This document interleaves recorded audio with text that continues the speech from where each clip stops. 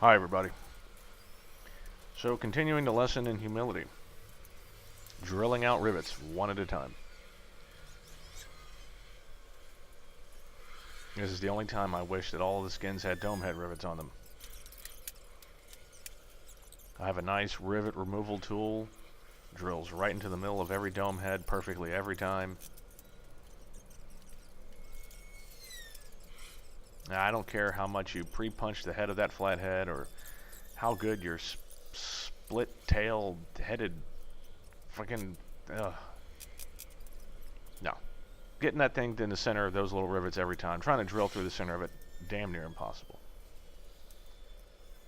Of course, I'm talking about exact center. I mean, if you're that far off, you're screwed anyway. You've got to be close, but I'm talking like out of the 85 rivets that I just undid. Oh, I'd say probably maybe 10 were perfect. Like absolutely, like I drilled through the center so well that I basically drilled right through the center of the entire rivet and had the entire rivet still in there, which actually, if you think about it, isn't perfect. You want it to be just slightly off center so that you can put a punch in there and pop the head out, and then gently put that punch right back into the hole and slight tap, it'll just pop right on through. Or the shop head will pop through.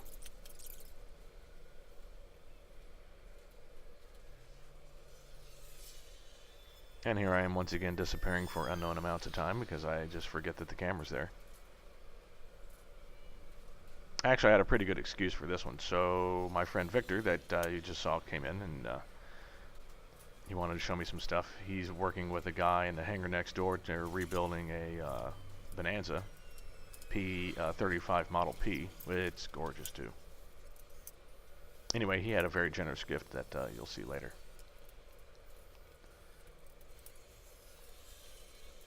So I started doing these pretty well. I think I wound up, because it's kind of a boring thing just over and over, just making sure you don't screw anything up. It was roughly about 30 seconds per rivet to remove it.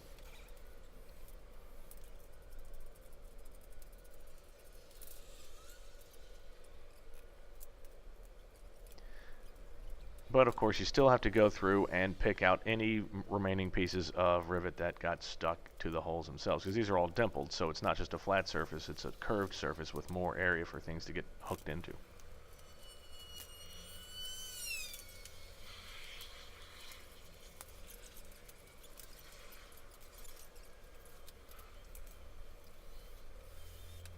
And there's some ass for everybody. It was warm that day and my pants were sliding down.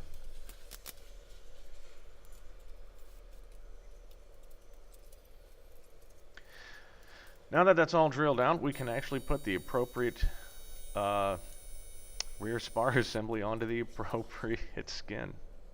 And here we go. So this was the left skin, this was the left spar, putting it in the right place.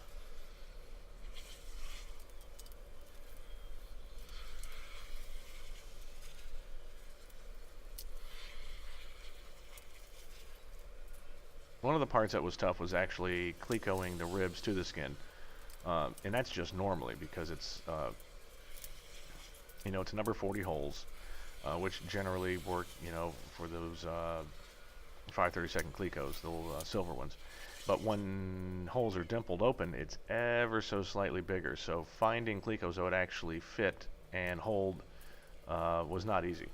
And that was the first time before I screwed up half the holes. So now that I've had to drill everything out, I've got one whole rear spar assembly that's not complete, or not complete, but it has one half of them, all the rivets drilled out, and then I have one skin where they're all drilled out. So each elevator, I took tender loving care to make sure it was riveted correctly.